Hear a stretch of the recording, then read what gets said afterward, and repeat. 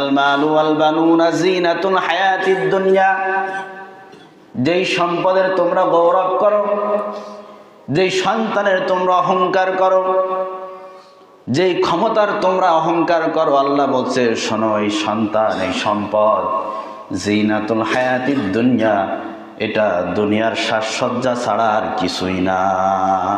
অন্য আয়াতের ভিতরে আল্লাহ তাআলা বলেন সন্তান এবং সম্পদ এটা তোমাদের পরীক্ষার বস্তু।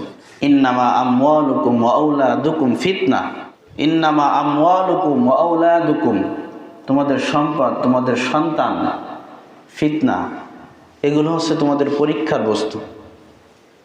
আমি যে তোমাদেরকে দিয়েছি, আমি তোমাদেরকে এখন পরীক্ষা নিব, তোমরা তোমাদের সন্তানদেরকে কোন রাস্তায় চালাও।